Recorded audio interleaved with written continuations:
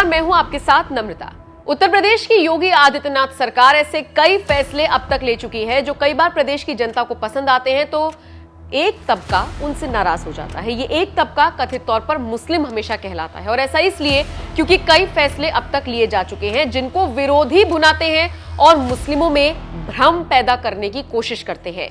मुस्लिमों को अक्सर भ्रमित किया जाता है, खासकर चुनावों के वक्त, कि बीजेपी उनका फायदा उठा रही है। लेकिन देखिए, जब बड़ा फैसला मदरसों को लेकर लिया जाता है तो किस तरीके से भ्रम फैलाया जाता है। विरोधी कहते हैं कि मदरसों को योगी सरकार बंद करवा रही है, जबकि योगी सरकार का कहना है कि मान्यता प्राप्त मदरसे चलेंगे, गैर मान्यता प्राप्त मदरसे नहीं चलेंगे। आपको याद होगा, कुछ वक्त पहले सरकार की तरफ से एक आदेश आया था जिसमें कहा गया था कि तमाम मदरसों का सर्वे कराया जाएगा। अब देखिए, सर्वे में कितनी चौंकाने वाली बात का खुलासा हुआ है।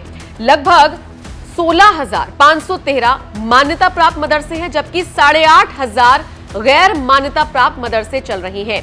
आरोप लगाए गए कि मदरसों को विदेशी फंडिंग होती है, क्योंकि सरकार तो इनको फंडिंग करती नहीं है। फिर ऐसे में जो गैर मान्यता प्राप्त मदरसे हैं, ये कैसे चल रही हैं, इनको पैसा कहां से आ रहा है।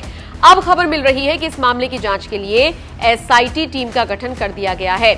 योगी सरकार ने यूपी के मदरसों को मिल रही विदेशी फंडिंग का दुरुपयोग किस तरह से हो रहा है, ये जानने के लिए, ये पता लगाने के लिए एसआईटी का गठन किया है, जो अब इस पूरे मामले की जांच करेगी।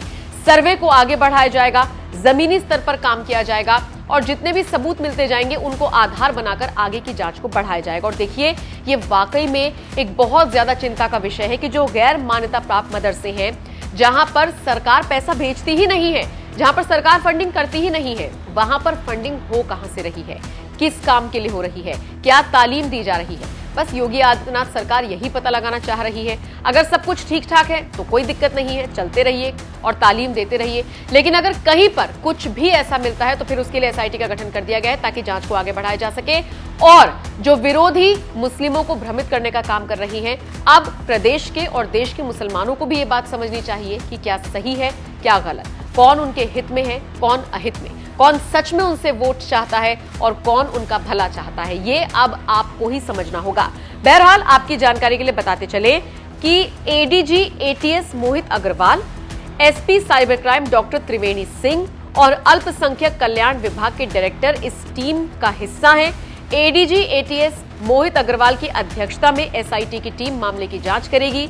जांच के दौरान एसआईटी पता लगाएगी कि कहीं मदरसों को मिल रही विदेशी मदद का गलत इस्तेमाल तो नहीं किया जा रहा। और सबसे बड़ी बात देखिए, जो नेपाल से सटे हुए बॉर्डर पर जो मदरसे बने हुए हैं, खासकर उनका ध्यान रखा जा रहा है कि कहीं नेपाल के रास्ते कहीं और से फंडिंग तो नहीं आ रही है।